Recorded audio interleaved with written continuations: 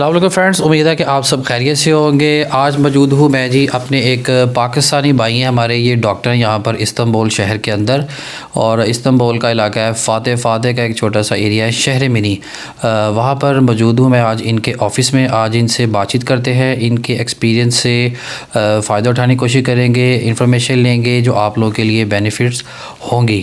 السلام علیکم ڈاکٹر صاحب۔ وعلیکم السلام سر، کیا حال ہے؟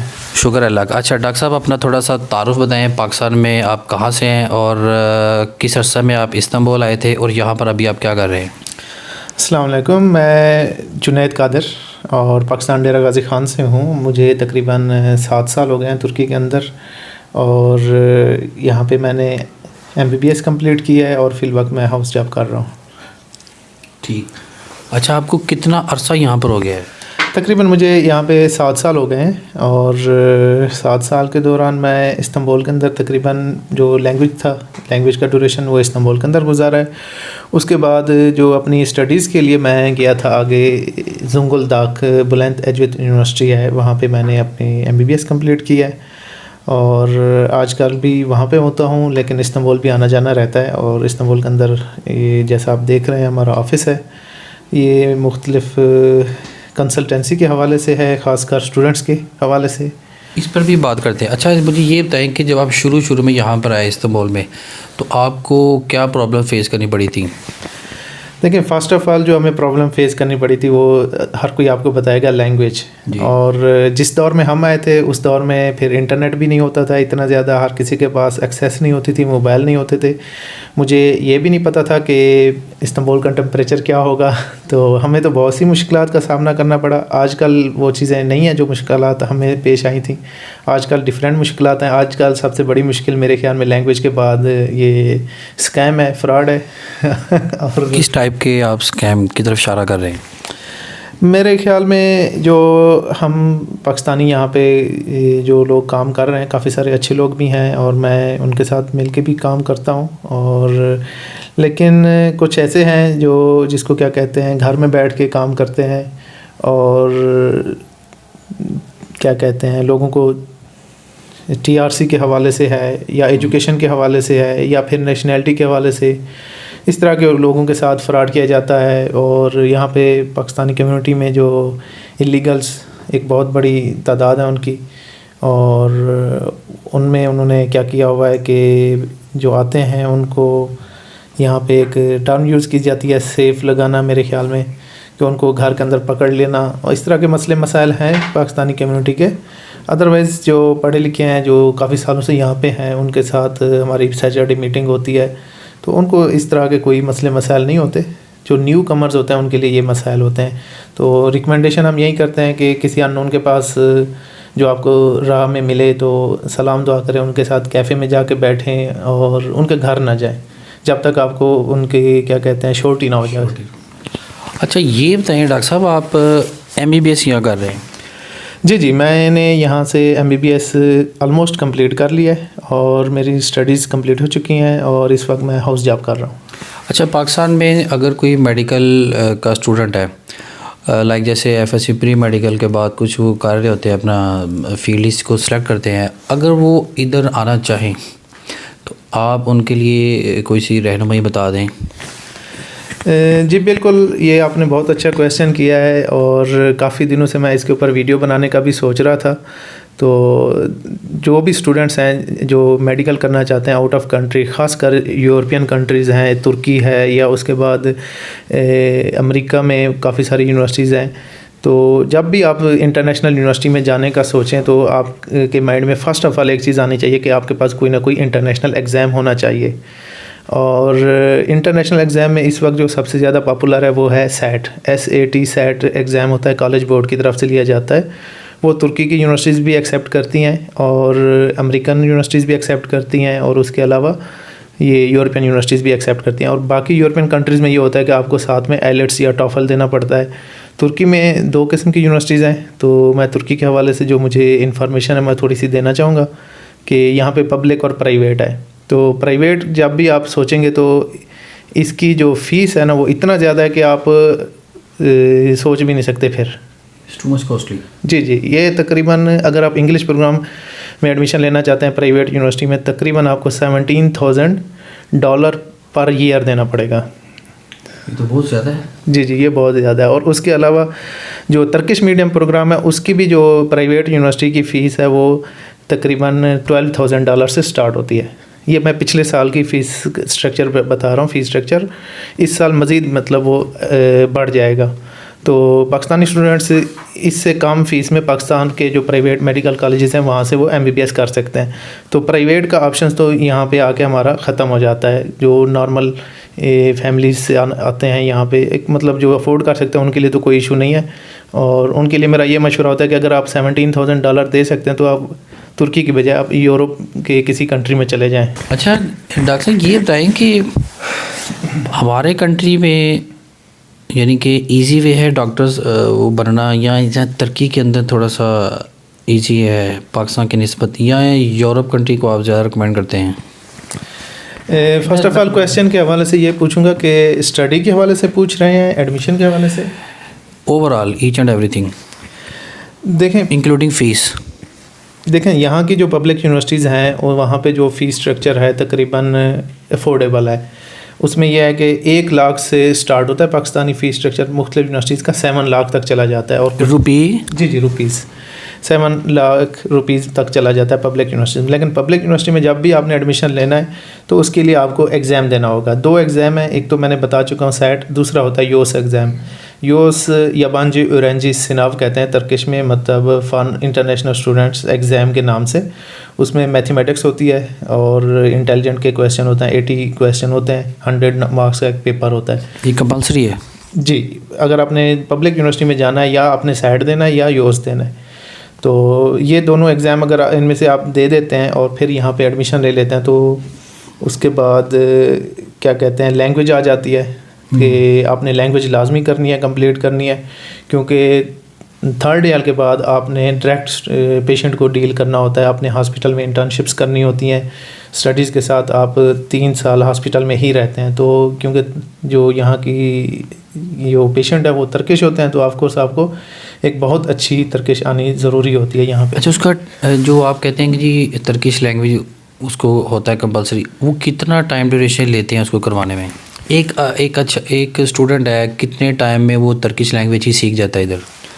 देखिए, तुर्किश लैंग्वेज अगर किसी ने स्टडी करनी है, स्टूडेंट है, तो उसको तो तकरीबन 8 से 9 माह लग जाते हैं। 5 लेवल होते हैं तुर्किश लैंग्वेज के, A1, A2, B1, B2 और C1। और ईच लेवल जो होता है ये 7 से 8 हफ्ते का एक लेवल होता है, और ऐसे समझ लें 2 मंथ का एक लेवल होता है, और ये 5 लेवल आपके 10 महीनों में जाके कंप्लीट होता है। अच्छा डॉक्टर साहब, अपने एक्सपीरियंस से बताएं कि बेस्ट वे कौन सा है तुर्की को जल्दी और अच्छे तरीके से सीखना, बोलना, समझना? देखिए, बेस्ट वे ये है कि फ़र्स्ट ऑफ़ ऑल आपने क्लास में जाना ही जाना है। ऑनलाइन मेथड है, यूट्यूब्स है, या मतलब मार्केट में जाके मतलब लोगों से कम्युनिकेशन है, वो जितना भी कर लें, लेकिन एट द एंड जब तक आप क्लास में नहीं जाएंगे वो जो एक प्रोनाउंसिएशन है या मतलब जो ग्रामर है, जो चीज़ें हैं वो आप क्लास में ही सीखेंगे। क्लास के बाद मैं ये कहता हूँ जितने भी पाकिस्तानी आते हैं मैं उनको रिकमेंड करता हूँ कि आप मिनिमम 2 लेवल आप लाजमी जाके एकेडमीज़ में करें। प्राइवेट इंस्टीट्यूट है वहाँ पे अच्छी मतलब लेवल मतलब A1 A2? जी, A1 A2 जब आप कर लेंगे तो आपको समझ आ जाएगी कि तुर्किश को पढ़ना कैसे है, प्रोनाउंसिएट कैसे करना है, उसके बाद एक वर्ड्स के अंदर ग्रामर कौन सी है और वर्ड कौन सा है। तो ये चीज़ें जब आपको समझ आ जाएंगी उसके बाद आप 2 लेवल करने के बाद आगे आप स्टडी ना भी करें तो 3-4 महीने बाद आप अच्छी लैंग्वेज सीख जाएंगे, अच्छी तरह से कम्युनिकेट करेंगे। अच्छा, हमारे यहाँ ये बड़ा एक मिथ समझ लें क्या है कि लोग कहते हैं जी किसी भी इंस्टीट्यूशन में जाने की ज़रूरत नहीं, अगर आप लोकल लोगों में बैठेंगे तो वक्त के साथ आपको जो है वो आहिस्ता आहिस्ता आना शुरू हो जाएगी। क्या वाकई ये ठीक है? नहीं, बिल्कुल ये एक मतलब मैं समझता हूँ कि सही नहीं है। आपको लैंग्वेज उस वक्त तक नहीं आएगी जब तक आप क्लास में नहीं जाएंगे। और दूसरा मज़े की बात यह है कि जो तुर्किश लैंग्वेज है ये बहुत आसान लैंग्वेज है, जिसको हमने मतलब एक मुश्किल समझा हुआ है। जो एक रिसर्च के मुताबिक, ये मेरे ख्याल में किसी प्रोफेसर और यूनिवर्सिटीज़ की तरफ से जो रिसर्च की गई है, जो स्ट्रीट लैंग्वेज है जो हम बोलते हैं उसमें जो वर्ड्स हम कॉमनली वर्ड्स जो यूज़ होते हैं वो मैक्सिमम 300 वर्ड्स हैं। ठीक, कॉमनली जो यूज्ड वर्ड्स हैं 3, बाकी सारी ग्रामर है। اور گرامر جو ہے وہ آپ بغیر کسی انسٹیٹیوٹ میں جا کے وہاں سے سیکھے بغیر آپ کبھی بھی وہ اس کو یوز نہیں کر سکتے. فار ایگزامپل جتنے بھی یہاں پہ 8-10 سال سے اسٹوڈنٹس ہیں, تو جب بھی وہ جا کے لینگویج سینٹر میں نہیں گئے, جب بھی وہ بولتے ہیں تو ان کی لینگویج بہت ہی مطلب وہ ٹوٹی پھوٹی ہوتی ہے, اور ایسی ہوتی ہے کہ کیونکہ جیسے ہم اردو میں اگر کوئی ٹوٹا پھوٹا بول لے نا تو ہم سمجھ لیتے ہیں, لیکن ترکی میں جب آپ ٹوٹا پھوٹا بولتے ہیں تو ترکش لوگ نہیں سمجھتے. وہ آپ اس سے اگر انگلش میں بول لیں تو وہ زیادہ اچھی طرح سے سمجھ لیتے ہیں, لیکن ٹوٹی پھوٹی آپ ترکش بولیں تو وہ نہیں سمجھ پاتے. اچھا ڈاکٹر صاحب ایک بات بتائیں ذرا, ہمارے ڈاکٹر بیسٹ ہے کہ ترکش ڈاکٹر بیسٹ ہیں؟ یہ بہت اچھا کویسچن کیا آپ نے, اور کافی سارے لوگ پوچھتے ہیں ہمارے ڈاکٹر بیسٹ ہیں یا ترکی کے ڈاکٹر بیسٹ ہیں. دیکھیں ڈاکٹرز ہر جگہ پہ سیم ہی پریکٹس چل رہی ہے, سیم ڈیزیز ہے, سیم میڈیسن ہے, سیم ٹرمنالوجی ہے, سیم سارا کچھ ہے. اب یہ ہے کہ پریکٹیکل میں کیا ہو رہا ہے, پریکٹیکل میں کیا ہو رہا ہے, پیشنٹ کے ساتھ ڈاکٹر کس طرح ڈیل کر رہا ہے پاکستان میں. اور پاکستان کا جو ہیلتھ کا جو سسٹم ہے میرے خیال میں وہ ایک ایسا سسٹم بنایا گیا ہے جس میں پیشنٹ کو نقصان ہی نقصان ہے, اور وہاں پہ جو ڈاکٹرز کی جو کامن پریکٹس ہے, اب میں زیادہ اپنی کمیونٹی کو وہاں جو ہے نا غلط نہیں کہنا چاہوں گا, وہ سسٹم کی وجہ سے صحیح طرح سے نہیں دیکھا جا سکا, میرے خیال میں صحیح طرح سے ڈیل نہیں کیا جاتا. لیکن ترکی کے اندر یہ ہے کہ ہم جب بھی کسی پیشنٹ کو ڈیل کرتے ہیں تو فرسٹ آف آل ہم تشخیص کرتے ہیں کہ بھئی اگر اس کو بخار ہے تو کس وجہ سے ہے, کیوں ہے بخار, اور اس کے ریزن جاننے کے بعد اگر ضروری سمجھا جاتا ہے تو ہم ٹیسٹ کرواتے ہیں, یا سیپٹمز میں پتہ چل جاتا ہے کہ اس وجہ سے ہے تو ہم اس کے مطابق ہم میڈیسن دیتے ہیں. لیکن پاکستان میں جو سمپلی میں ورڈنگ میں بتا رہا ہوں, پاکستان میں جو علاج کیا جاتا ہے وہ سمپٹومیٹک کیا جاتا ہے, ڈیزیز کے طور پر نہیں کیا جاتا کہ آپ کو کیا سیپٹمز ہے, پین ہے تو پین کلر دے دیا, جی یہ جانے بغیر کہ پین کیوں ہے, کہ اصل وجہ کیا ہے. تو یہ یعنی کہ ایک یہ بتائے کہ پاکستان کی یعنی کہ میڈیکل فیس سے دیکھیں حوالے سے وہ سستا ہے کہ ترکی جو ہے وہ سستا ہے, یعنی کہ میڈیسن کے حوالے سے, ڈاکٹر کی فیسوں کے حوالے سے, چاہے وہ پرائیویٹ ہو یا گورنمنٹ کے ہوں؟ یہ پاکستان اور ترکی میں جو سب سے بڑا فرق ہے وہ یہاں کے, ہم اس لیے سستا کہتے ہیں, یہاں پہ ہر بندے کی انشورنس ہوتی ہے. اور وہ کتنی ہوتی ہے؟ انشورنس گورنمنٹ پے کرتی ہے, اور جو لوگ جہاں پہ کام کر رہے ہوتے ہیں ان کے وہ جو کمپنیز ہوتی ہیں وہ پے کرتی ہیں. اور فار ایگزامپل ایک آپ کی جنرل ہیلتھ انشورنس ہے یہاں پہ, تو آپ معائنے کے کروانے جاتے ہیں تو آپ کو جسٹ 6 سے 7 ترکش لیرہ پے کرنا پڑتا ہے. ٹھیک, وہ کارڈ ایک ہوتا ہے جو آپ دکھاتے ہیں ہاسپٹل میں کہ اس کا یہ انشورنس ہوا ہوا اس کا؟ نہیں, وہ پرائیویٹ جو فارنرز کے حوالے سے ہے, یہاں پہ علاج بہت مہنگا ہے. میں ترکش لوگوں کے حوالے سے مطلب بات کر رہا ہوں کہ یہاں پہ 80% آپ کو میڈیسن میں ڈسکاؤنٹ دیا جاتا ہے, گورنمنٹ دیتی ہے, اور اس کے بعد معائنے کی فیس بھی بہت کم ہوتی ہے. یہ آج سے کچھ سال پہلے یہ نہیں تھا, مطلب یہ 80% کیا وہ 100% فری تھا یہاں پہ علاج, اور معائنے کی فیس بھی نہیں تھی. لیکن بعد میں کیا ہوا کہ لوگوں نے, یہاں کے لوگ بھی یعنی کہ انہوں نے مس یوز کرنا شروع کر دیا. جس کو بھی تھوڑی سی پرابلم ہوئی ڈاکٹر کے پاس چلا گیا اور دوائیاں لے لیں, اور اس کو یوز نہیں کیا, پھینک دیا, کیونکہ فری میں تھی, کوئی وہ قدر نہیں تھی. پھر گورنمنٹ نے, یہاں کی جو منسٹری تھی ہیلتھ منسٹری نے, اس نے پھر یہ کچھ مطلب 80% کر دیا اس کو ڈسکاؤنٹ کو 100% کی بجائے, اور معائنے کی بھی فیس رکھ دی. فارنرز کے لیے اس کا مطلب کوئی رعایت نہیں ہے؟ نہیں, فارنرز کے لیے کوئی رعایت نہیں ہے. ہاں, اگر آپ اسٹوڈنٹس ہیں تو آپ پر ایئر 1450 ترکش لیرہ پے کر کے آپ کو جنرل ہیلتھ انشورنس بن جاتی ہے, پھر آپ ہر چیز سے فائدہ اٹھا سکتے ہیں. اچھا, فارنر جو TRC کارڈ بنوا لیتے ہیں ادھر, ٹورسٹ ریزیڈنس کارڈ ہوتا ہے, اس پر بھی کوئی رعایت نہیں ہے میڈیکل کے حوالے سے؟ نہیں, اس پر بھی کوئی رعایت نہیں. اگر آپ انشورنس کروا لیتے ہیں جو گورنمنٹ کا جنرل ہیلتھ انشورنس ہے یہاں کا, اس میں بھی کچھ رولز اینڈ ریگولیشن ہے. فار ایگزامپل آپ میرے خیال میں جو میں ایک بار گیا تھا تو انہوں نے کہا فرسٹ ایئر ہم نہیں بناتے, نیکسٹ ایئر سے آپ اسٹارٹ کر سکتے ہیں, یا آپ کی کوئی کمپنی ہونی چاہیے. تو میرے خیال میں پر منتھ جو آپ کو فارنرز کو پر منتھ پے کرنا پڑتا ہے. کتنا ہے وہ؟ تقریباً 1100 ترکش لیرہ, اوپر نیچے ہو سکتا ہے. میں اب اس میں اچھا, وہ کمپلسری ہر مہینے دینا؟ جی, ہر مہینے آپ پے کریں گے تو پھر آپ ساری فیسلٹیز سے فائدہ اٹھا سکتے ہیں. اس میں کیا فیسلٹیز میں کیا ہوتا ہے؟ H and everything. تھوڑا سا ذرا بتا دیں. اس میں مطلب اگر آپ کی جتنی بھی بڑی سرجری ہے وہ بھی کور ہو رہی ہوتی ہے, آپ کے سارے معائنے بھی کور ہو رہے ہوتے ہیں, آپ کی میڈیسن جو ہے وہ بھی 80% ساری کور ہو رہی ہوتی ہے, آپ کے test H and everything آپ کی فری ہوتی ہے. اگر آپ کا مطلب بچہ ہے تو اس کو کوئی جو ایک خوراک دی جاتی ہے, دودھ ہوتا ہے اس کا, وہ ساری چیزیں بھی اسی کے اندر فری ہو جاتے ہیں. ایون آپ جب اینک لینے جاتے ہیں اس میں بھی آپ کو ڈسکاؤنٹ ملتا ہے اس پہ. اچھا ڈاکٹر صاحب یہ بتائیں کہ چونکہ آپ پاکستانی ہیں, ہم زبان ہیں, آپ کے یہاں کتنے ایسے پاکستانی کمیونٹی کے لوگ ہیں اکثر جو آپ دیکھتے ہیں کہ ڈاکٹری فیلڈ سے بلونگ کر رہے ہیں, یہاں پر تعداد زیادہ ہے کہ کم ہے؟ یہاں پہ تعداد زیادہ نہیں ہے اور ماشاءاللہ جتنے بھی ہیں بہت اچھے ہیں, اور جو میں جن کو پرسنلی جانتا ہوں کوئی یہ 10-15 سے قریب جو ڈاکٹرز ہیں جو یہاں پہ کام کر رہے ہیں, ان میں کچھ ایسے بھی ہیں جن کو یہاں پہ 35 سے 40 سال کا عرصہ ہو گیا ہے, تقریباً وہ 70s اور 80s کے اس میں ڈوریشن میں آئے تھے. اور اس کے علاوہ جو ہمارے ساتھ آئے تھے کچھ اسٹوڈنٹس ہیں انہوں نے کمپلیٹ کیا جو ہم سے کچھ سینئر تھے. لیکن یہ ہے کہ جرنلی یہاں پہ اتنا زیادہ میڈیکل کا اسٹوڈنٹ نہیں ہے پاکستان کی طرف سے, اور اس کی صرف ایک ہی وجہ ہے, فرسٹ آف آل جو ایگزام ہے پاکستانی ایگزام دینے سے ڈرتے ہیں. تو اسٹوڈنٹس کو میں ہمیشہ یہی کہتا ہوں جب بھی آپ آؤٹ آف کنٹری سوچیں تو سب سے پہلے آپ کے مائنڈ میں کوئی انٹرنیشنل ایگزام آنا چاہیے.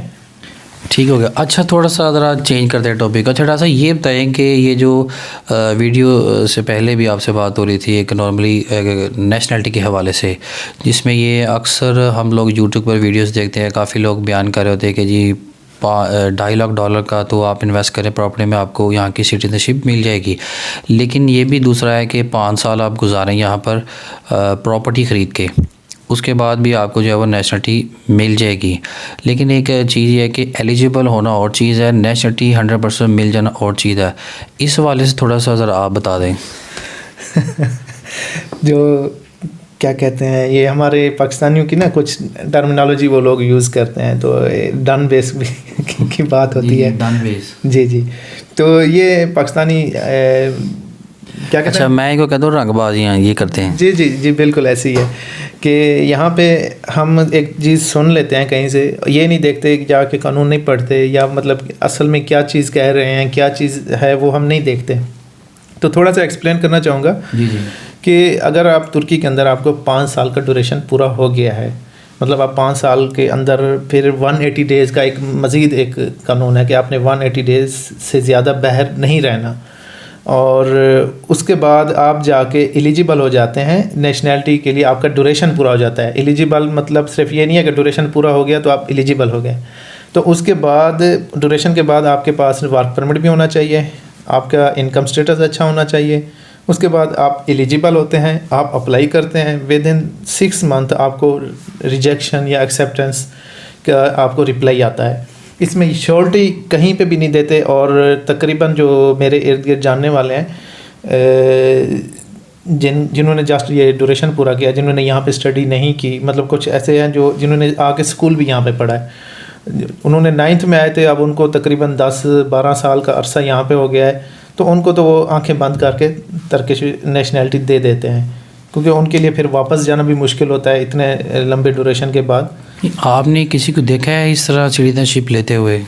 جی میرے تقریباً اپنے ہی یہ قریبی جو 2-3 دوست تھے, انہوں نے اسی بیس پہ ہی نیشنلٹی لی تھی. انہوں نے اسکول یہاں پہ پڑھا تھا اور اس کے بعد یونیورسٹی یہاں پہ کمپلیٹ کی, پھر ماسٹر کیا, ایک لمبا ڈوریشن ہو گیا. اس کے بعد ورک پرمٹ کی شرط ہے اس کے اندر کہ آپ کے پاس کوئی ریزنیبل جاب ہونی چاہیے, ریزنیبل آپ کی انکم ہونی چاہیے, اس کے بعد جا کے آپ اپلائی کر سکتے ہیں. یہ نہیں ہے کہ میرا ڈوریشن پورا ہو گیا تو اب میں اپلائی کر لوں گا اور مجھے وہ مل جائے گی. یہ تھوڑا سا ذرا میں اس کو کلیئر کرتا ہوں. اور ایک آدمی یہاں پر آیا وزٹ ویزا لے کے, پھر اس نے TRC کارڈ اپلائی کیا, اس کا TRC کارڈ آ گیا, اس کے بعد وہ ود فیملی ہے یا سنگل ہے, اس نے ایک اپارٹمنٹ خریدا لائک 3-4 لاکھ لیرہ کا.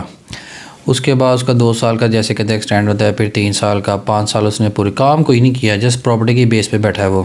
تو کیا اس کے بعد بھی وہ ایلیجیبل ہو جاتا ہے سٹیزن شپ کے لیے, یا اس کو مل جاتی ہے؟ ایسا کوئی آپ نے دیکھا ہے ود آؤٹ ورک پرمٹ؟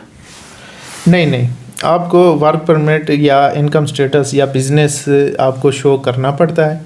آپ اگر یہاں پہ گھر لے کے بیٹھے ہیں, یہ آپ کے لیے پازیٹیو پوائنٹ ہے گھر لے کے, گھر کی بیس پہ TRC لینا, کیونکہ ٹورزم ایک مطلب ایز سچ ریزن نہیں ہے. یہ اب اس کو انہوں نے ختم بھی کر دیا ہے، صرف کرونا وائرس کی وجہ سے جو قانون ہے وہ معطل کیا ہوا ہے. تو 5 سال کے ڈوریشن کے بعد آپ نے اپنا انکم سٹیٹس اور اپنے کیا کہتے ہیں جابس اور منتھلی انکم، یہ ساری چیزیں آپ نے شو کرنی ہوتی ہیں. اس کے بعد ایک کمیشن بیٹھتا ہے، آپ کو انٹرویو کی کال آتی ہے، وہ آپ سے انٹرویو لیتا ہے، اور اس کے بعد اس طرح ایک پروسیس جاتا ہے ایکسیپٹنس یا ریجیکشن. اس میں ابھی میں ایک فیملی کو جانتا ہوں، ان کے پاس گھر ہے 5 سال سے، وہ گھر کی بیس پہ TRC لے رہے تھے، اور اس کے بعد ورک پرمٹ بھی تھا، اس کے پاس ورک پرمٹ تھا، اور بچے اس کے ایسی ترکش بولتے ہیں جیسے جس کو کیا کہتے ہیں ترکش بچے ہوں. ٹھیک. لیکن اس کے باوجود اس کی ریجیکشن آ گئی. کوئی ریجیکشن ریزن نہیں بتاتے کہ کیوں ہم ریجیکٹ کر رہے ہیں اس کو؟ نہیں، کوئی خاص ریزن نہیں بتاتے کہ بھی آپ کو اس وجہ سے ریجیکٹ کیا ہے، جسٹ مطلب اٹس ناٹ سیوٹیبل، اس طرح کی ایک ریزن ہوتی ہے، وہ دے کے آپ کو ریجیکٹ کر دیتے ہیں. اچھا ڈاکٹر صاحب، اکثر دیکھنے میں آتا ہے فیملیز یہاں شفٹ ہوتی ہیں اس شوق میں کہ ترکی جانا ہے، یہاں پر سیٹلمنٹ کرنی ہے. اچھا وہ اپنے بچوں کو اسکول میں داخل کرواتے ہیں ڈائریکٹ، ان کا جیسے سنتے ہیں کہ ایک کلاس یہ پیچھے رکھتے ہیں بچوں کو، فارنرز جو بھی آتا ہے، لینگویج کا تھوڑا سا ایشو ہوتا ہے.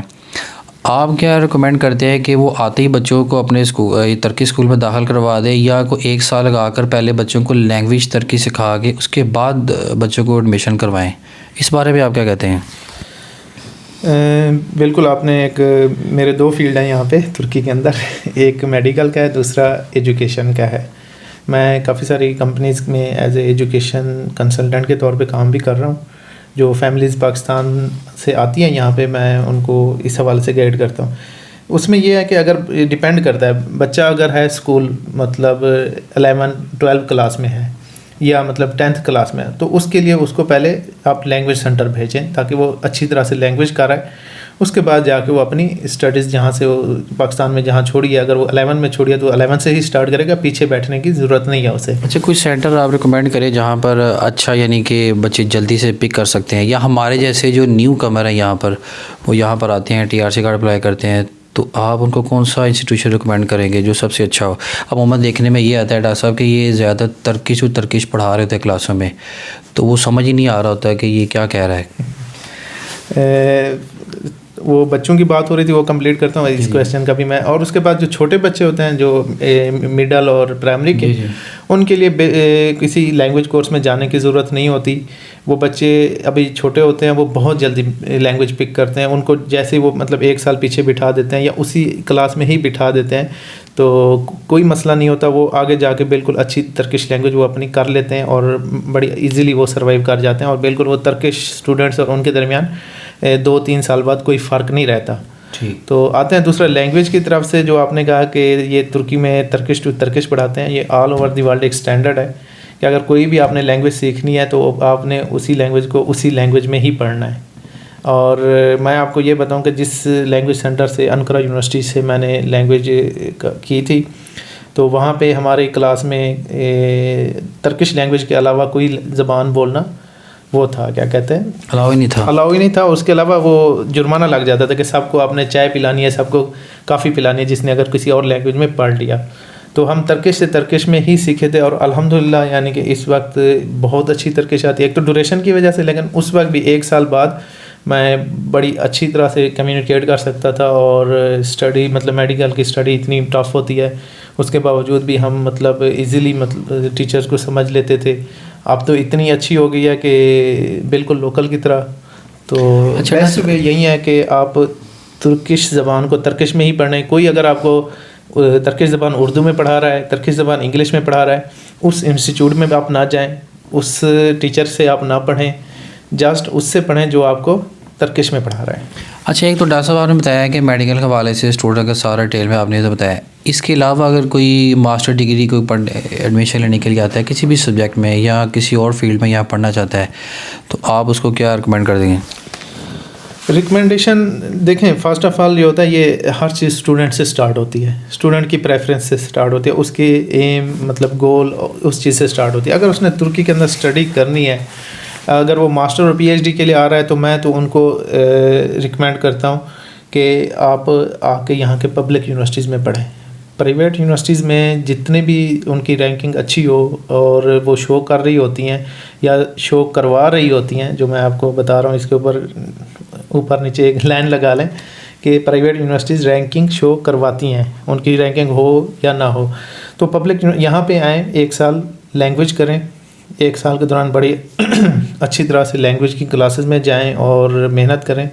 اس کے بعد جب وہ ترکش لینگویج میں ماسٹر کریں گے، پی ایچ ڈی کریں گے یا بیچلر کریں گے، وہ ان کا جو اسٹینڈرڈ ہوگا وہ بہت اچھا ہوگا. میں آپ کو سمپلی مثال دیتا ہوں. علانیہ قہقبات یونیورسٹی علانیہ میں میرے دوست کا وہاں پہ ایڈمیشن ہوا ہے مینجمنٹ انجینئرنگ میں. تو آیا ہوا تھا، کہتا ہے جنید بھی مجھے سمجھ ہی نہیں آتی. ان کا انگلش پروگرام تھا. میں نے کہا کیوں؟ کہتا ہے ٹیچر پتہ نہیں پڑھاتی تو ہے، وہ ایسے جو پاور پوائنٹ ہوتا ہے اس کو ریڈ کرتی جاتی ہے. میں نے کہا اس نے ریڈ ہی کرنا ہے، اس کو کہاں انگلش آتی ہے. سیدھی سی بات ہے، جب آپ جس بھی کنٹری میں جائیں اس کی مین اسٹریم لینگویج میں ہی جب تک آپ نہیں پڑھیں گے اس وقت تک آپ کو وہ چیز نہیں ملے گی. ہم پاکستان میں پڑھتے ہیں چاہے انگلش میں پڑھیں، لیکن جب بات آتی ہے تو ٹیچر ہمارا اردو میں ٹرانسفر ہو جاتا ہے، اردو کو چھوڑ کے وہ پنجابی میں ٹرانسفر ہو جاتا ہے. ایسے ہے نا، تو وہ اپنے جذبات احساسات آپ کو ٹرانسفر کر رہا ہوتا ہے. اور یہاں پہ یہ ہے کہ ترکی میں ان کا ویسے ہی انگلش کا جو ہے وہ لو ہے لیول، اور ٹیچرز پھر ایون ڈرتے ہیں بات کرنے سے. جب میں شروع میں آیا تھا تو ہم ٹیچر سے انگلش میں بات کرنے کی یا بات سمجھانے کی کوشش کرتے تھے تو ہم سے بات کرنے سے کتراتے تھے. یہ نہیں تھا کہ ان کو لینگویج نہیں آتی تھی، بس ان میں ایک ہیزیٹیشن ہے ترکوں کے اندر ایک لینگویج کے حوالے سے. لیکن جب وہ ترکش میں ان سے کوئی بات کرتا ہے تو وہ اپنے احساسات، جذبات اور کیا کہتے ہیں مکے مار مار کے آپ کو یعنی کہ وہ سمجھاتے ہیں اور بڑا مزہ آتا ہے. اور پھر وہ آپ کے اندر جو ہے نا وہ صرف الفاظ نہیں، جذبات بھی ٹرانسفر ہوتے ہیں. اگر آپ نے یہاں آ کے انگلش میں پڑھا تو وہ چیز اس چیز سے محروم رہ جائیں گے آپ. اچھا ڈاکٹر صاحب، آپ چونکہ اس فیلڈ سے آپ کا تعلق ہے ڈاکٹر سے، یہ بتائیں کہ کرونا واقعی دراصل میں جیسے ہمارے لوگ کہتے ہیں یہ کوئی سازش ہے، کوئی ڈرامے ہے، کچھ نہیں ہے یہ وہ، کہ واقعی ترکی میں بھی ایسا سین ہے؟ ہماری کمیونٹی جتنی میں جیسے ملے ہوں وہ کچھ نہیں ہے جی، ماسک پہننے کی ضرورت نہیں ہے، ہاتھ منہ دھو لے، دیٹس اٹ. کہ واقعی سین ادھر ہے ایسا ڈینجرس والا؟ اس کویشچن کو رہنے ہی دیں کیونکہ یہ اب ہم پاکستانی یا ایسے جو اس طرح کی باتیں کرتے ہیں ان کے بارے میں کیا کہہ سکتے ہیں. تو کرونا جیسے کہ آپ دیکھیں پاکستان میں بھی آج کل بہت ادھر تیزی سے پھیل گیا ہے. دیکھیں میں ایز اے مطلب جو میڈیکل فیلڈ کے حوالے سے جو میرا تعلق ہے، تو کرونا ایک ریالٹی ہے اور ایک جس کو وبا کہتے ہیں، یہ وہیں ایک وبا ہے اور اس نے بہت جلدی ختم نہیں ہونا. تقریباً 4 سے 5 سال لگیں گے یہ ختم ہوگی. باقی جو یہ ساری پریکاشنز، یہ جو ہم کہتے ہیں ماسک پہنیں، مطلب زیادہ لوگ ایک دوسرے کے ساتھ نہ ملیں، دور دور ہوں، سینیٹائزر یوز کریں، تو اس کی وجہ پتہ کیا ہے؟ اس کا جو مین آبجیکٹیو ہے وہ ہاسپٹلس اور ڈاکٹرز کے اوپر، اور یہ برڈن نہ آئے، کیونکہ آپ کے پاس وینٹیلیٹرز کی جو تعداد ہے وہ محدود ہے، بیڈ کی تعداد آپ کے پاس ایک لمیٹیڈ میں ہے. تو جب ایک دم سے مطلب پیشنٹ آنا سٹارٹ ہو جائیں گے، تو کیونکہ صرف کرونا کے پیشنٹ تو نہیں ہیں، اور بھی بہت سے پیشنٹ ہیں، ان کو بھی تو ڈیل کرنا ہے نا. تو اس وجہ سے یہ کہتے ہیں کہ ٹھیک ہے، یہ اس کو ہم روک تو نہیں، یعنی کہ یہ وبا رکے گی تو نہیں، ایسا ایسا پھیلے گی، لیکن یہ نہ ہو کہ ایک دم سے مطلب ایک ہاسپٹل میں 30,000 پیشنٹ ہوں اور ان کو وینٹیلیٹر چاہیے. یہ بھی ہے. تو اس وجہ سے احتیاط ضروری ہے. آپ ضروری احتیاط کریں، اور جو بھی یعنی کہ کیا کہتے ہیں اب تعلیمات ہیں WHO کی یا گورنمنٹ کی، اس کے اوپر عمل کریں اور اس کو مذاق نہ سمجھیں. اور یہ جو ماسک ہے اس کو بھی مذاق نہ سمجھیں. کسی نے اگر وہ ماسک آپ کو ریکمینڈ کیا ہے تو وہ کوئی ایسا بندہ نہیں ہے میری طرح کا جس نے صرف ایک MBBS کی ہو، وہ اس کے اوپر ایک بڑا کیا کہتے ہیں سائنسدان کہہ لیں اس کو، وہ ایک بڑا کیا کہتے ہیں اپنے فیلڈ کا اسپیشلسٹ ہوتا ہے، اور اس نے کوئی سوچ سمجھ کے کچھ پڑھ کے ہی آپ کو ریکمینڈ کیا ہے. تو مذاق نہ اڑائیں. ٹھیک. اچھا، آپ کافی عرصہ سے یہاں پر ہیں ڈاکٹر صاحب، یہ ترکی جو ہیں ترکش پیپل، یہ ہمارے ساتھ کیسے ہیں؟ ان کا یعنی کہ بیہیویئر کیسا ہے؟ بیہیویئر کیسا ہے یہ ڈپینڈ کرتا ہے. مطلب کویشچن اب آپ کا کس سے تعلق ہوتا ہے، ہر کسی سے پوچھیں گے تو آپ کو ڈفرینٹ بتائیں گے. کچھ لوگ شکایتیں بھی بہت کرتے ہیں، کچھ لوگ خوش بھی بہت ہیں.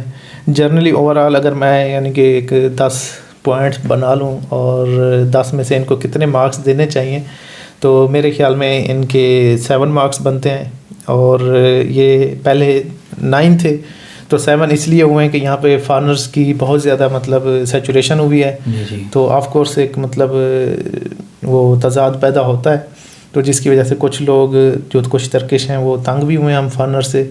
لیکن پاکستانیوں کے ساتھ اوور آل وہ یہ ہے کہ ایک تاریخی طور پہ بھی، اور دوسرا کیا کہتے ہیں روحانی طور پہ بھی، ایک ترکوں اور پاکستانیوں کا آپس میں پیار کا رشتہ ہے، تجارتی طور پہ جتنا بھی کم ہو. اور لیکن یہ ہے کہ جب آپ ان کے ساتھ کام کرتے ہیں، لین دین کرتے ہیں، تو پھر آپ وہ برادرہڈ اور یہ ساری چیزیں بھول جائیں.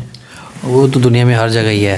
اچھا اینڈ کی طرف جاتے ہیں. اچھا یہ بتائیں کہ یہاں پر اکثر لوگ یوٹیوب پر دیکھتے ہیں، وہ جابس بتا رہے ہوتے ہیں یہاں پر بس آ جائیں پاکستان سے، ادھر ڈالرز میں سیلریز مل جائیں گی آپ کو، یا یہاں سے آپ یورپ بڑی ایزیلی موو کر سکتے ہیں. جاب کا ایک تھوڑا سا بتا دیں سین، اصل یہاں پر کیا سین چل رہا ہے. اور دوسرا اگر کوئی بندہ بزنس کے لیے آتا ہے فارنر، اس کو یہاں پر کون سا بزنس آپ ریکمینڈ کریں کہ وہ سٹارٹ میں کرے تاکہ اس کو کوئی نقصان نہ ہو؟ دیکھیں بزنس کے حوالے سے تو میں کوئی ریکمنڈیشن نہیں دوں گا، کیونکہ وہ آپ کسی بزنس والے بندے سے ہی بات کریں گے تو زیادہ بیٹر ہوگا. جابس کے حوالے سے جو لوگ بات کرتے ہیں، لوگ یہاں پہ بات کرتے ہیں کہ یہاں پہ جابز ہیں.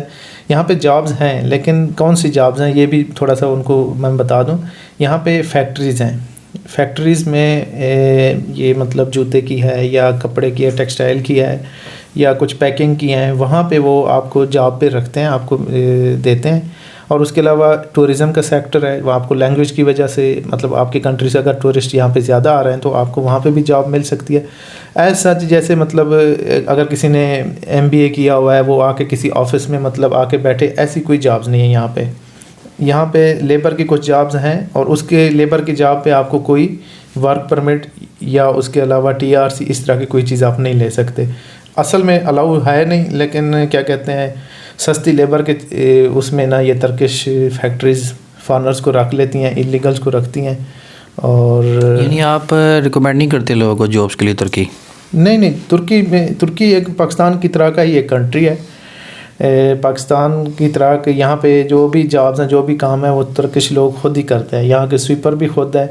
یہ سعودی دبئی اس طرح کا نہیں ہے. ہاں اگر آپ ڈاکٹرز ہیں، انجینئر ہیں، آپ پاکستان سے بیٹھ کے یہاں پہ کسی کمپنی کے ساتھ مطلب آپ کا سیٹ اپ بن جاتا ہے تو پھر آپ آئیں. یا آپ اگر یہ سوچ رہے ہیں کہ میں انجینئر ہوں اور میں یہاں آ کے انجینئرز کا بائی دی وے پاکستان میں جیسا حال ہے یہاں پہ بھی اوپر نیچے کوئی ایسا ہی حال ہے. میرے 2-3 دوست ہیں انجینئر ہیں، تو ان کو یہاں پہ کوئی جاب نہیں ملی.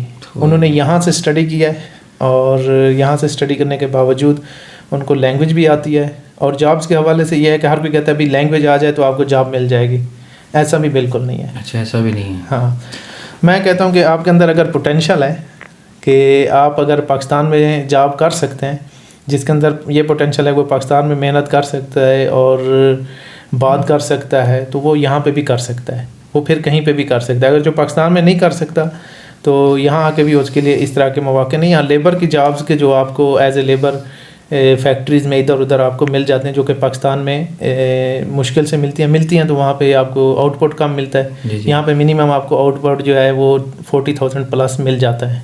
اچھا ڈاکٹر صاحب، مجھے کل ایک آدمی ملا اور اس نے مجھ سے کہا کہ اس نے یہ جو ریا منی گرام والے یہ جو شاپ جگہ ہوتی ہیں، تو اس نے کہا جی ایک بندے سے ملا ہے، اس نے کہا جی کہ اس کے لیے نیشنل ہونا ضروری ہے تب آپ یہ کام کر سکتے ہیں. وہ کہتا ہے دوسرے سے ملا، اس نے کہا جی نہیں آپ کمپنی بنائیں، اس پہ ورک پرمٹ نکالے تو آپ یہ کام کر سکتے ہیں ترکی میں. اس حوالے سے تھوڑا سا کوئی آئیڈیا ہے؟ میں نے کہا آپ یہاں پر رہتے ہیں، آپ کو ایکسپیرینس تھوڑا بہت ہوگا.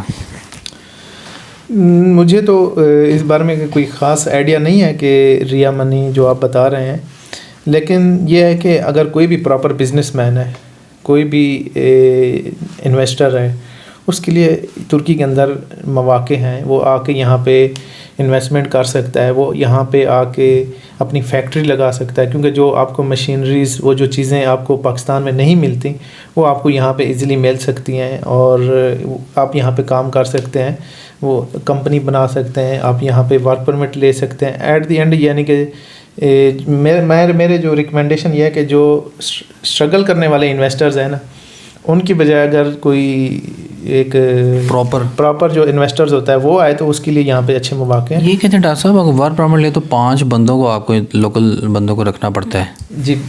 جی بالکل. آپ نے اگر ایک ورک پرمٹ لیا ہے تو آپ نے 5 ترکش کو اپنے ورک اس پہ رکھنا ہے اور ان کا انشورنس اور یہ ساری چیزیں پے کرنی پڑتی ہیں.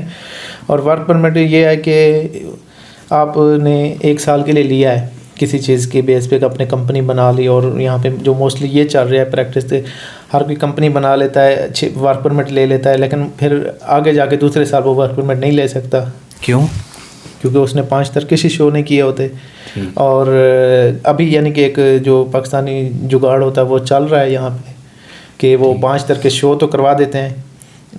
اس طرح کرتے ہیں کہ کسی کو 20 دن کام پہ شو کر دیا, کسی کو 10 دن شو کر دیا. جو یہاں کے اکاؤنٹنٹ ہوتے ہیں, مالی مشاور بھی کہتے ہیں, محاسبے جی بھی ان کو کہتے ہیں, میں ان کو جانتا ہوں جو اس طرح کا کرواتے ہیں, لیکن وہ حل نہیں ہے, وہ پراپر چیز نہیں ہے. وہ مطلب کبھی بھی آپ پکڑے جا سکتے ہیں, کبھی بھی اس کے اوپر چیک اینڈ بیلنس ہو سکتا ہے.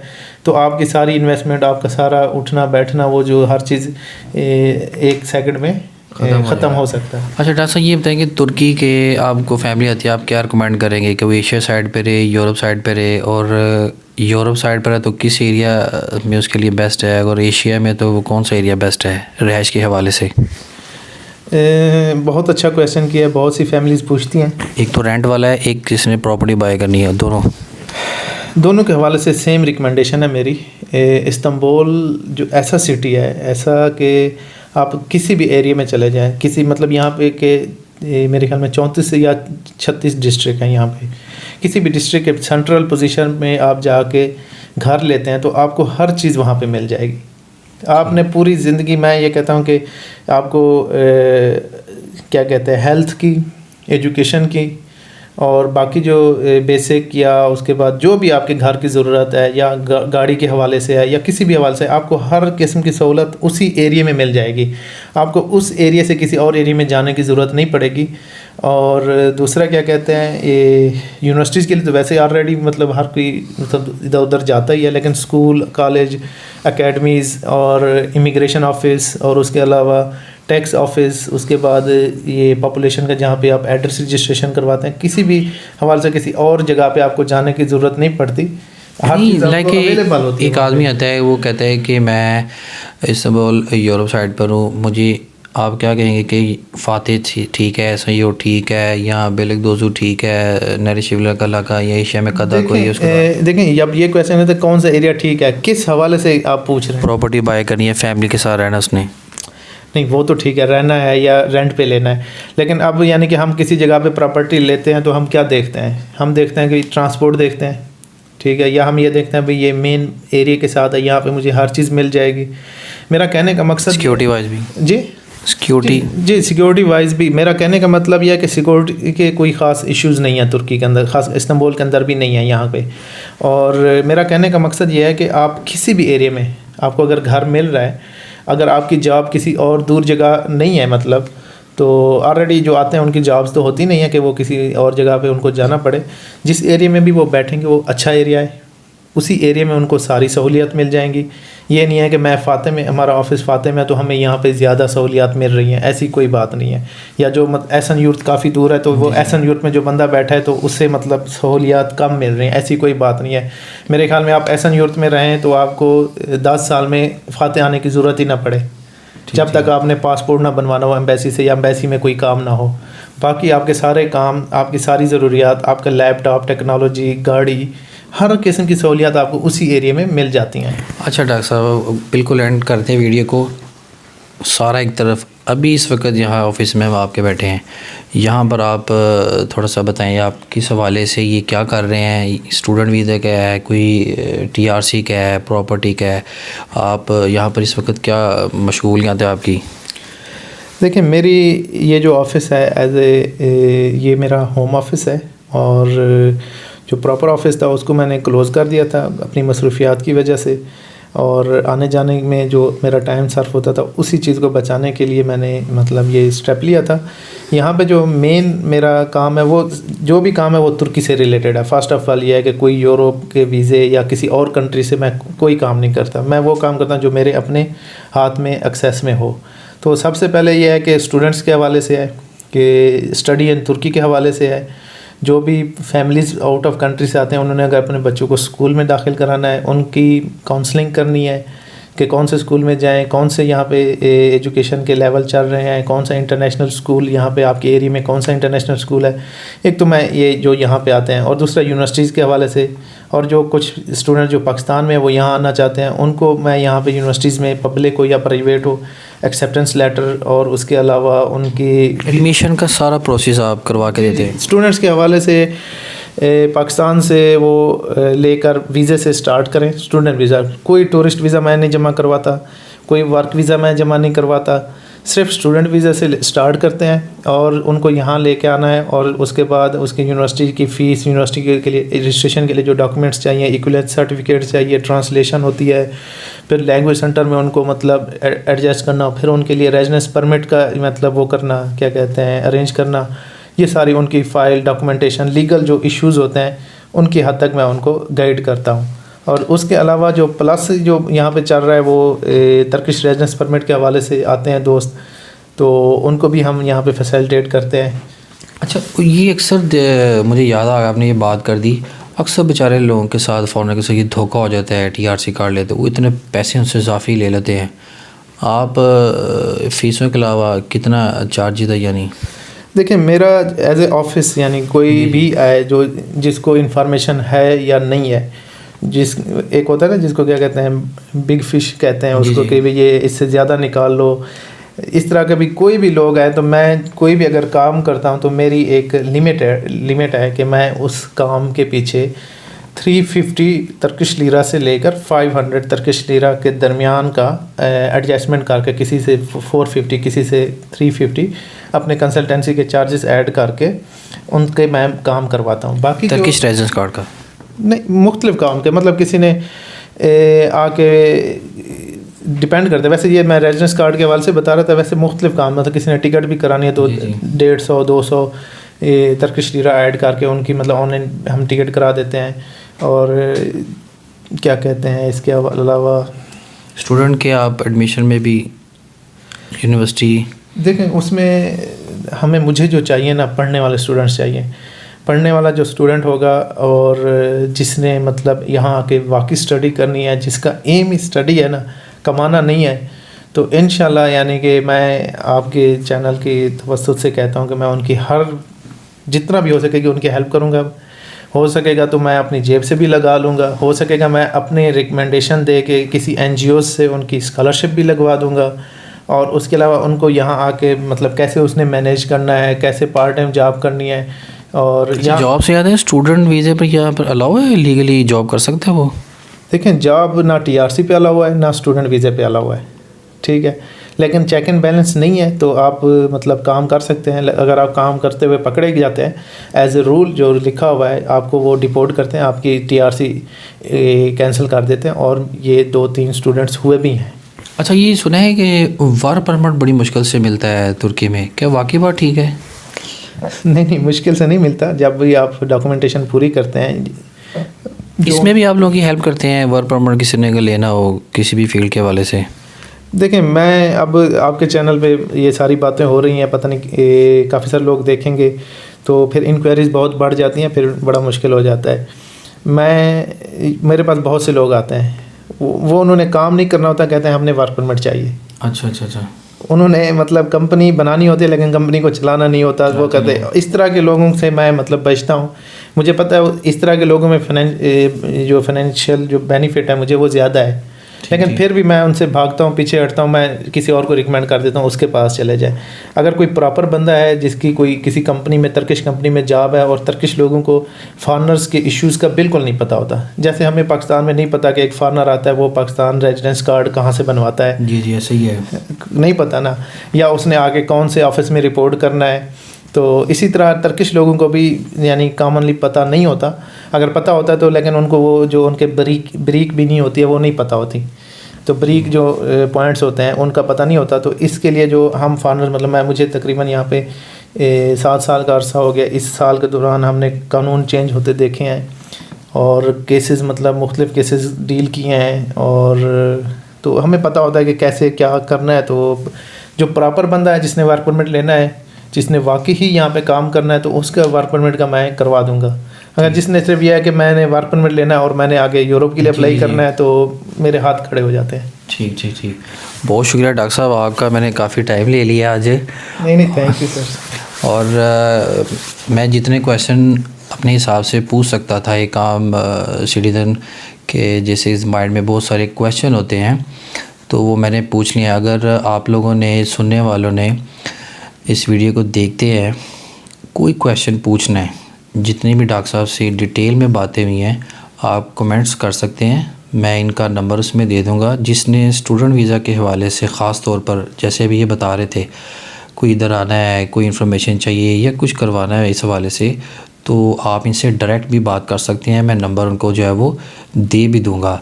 डॉक्टर साहब आपका एक बार फिर शुक्रिया। मैं एक चीज़ ऐड करना चाहूँगा कि जितने भी दोस्त हैं, कोई भी यहाँ पे जिसने मतलब TRC करवानी है या स्टूडेंट वीज़े पे आना है, वीज़े मैं बिल्कुल डील नहीं करता।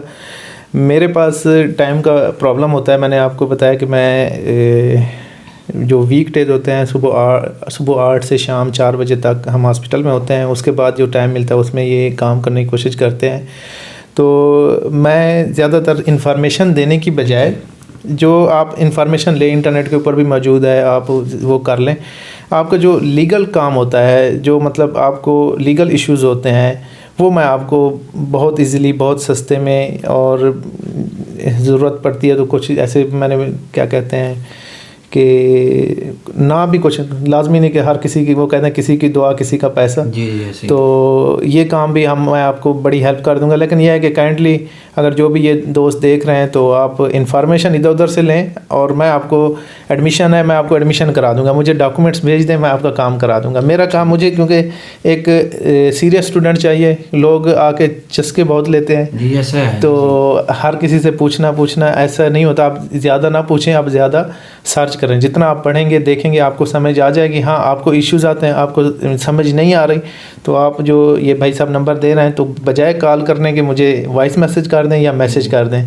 तो इंशाल्लाह विद इन 1 आवर, या नहीं हुआ तो रात लेट नाइट मैं आपको रिप्लाई कर दूँगा इंशाल्लाह। ठीक है भाई, बहुत शुक्रिया डॉक्टर साहब आपका। चैनल को सब्सक्राइब करें, बेल आइकन के बटन को प्रेस करें, ताकि मेरी आने वाली जितनी भी वीडियोज़ है वो आप लोग तक जो है वो पहुँच सकें।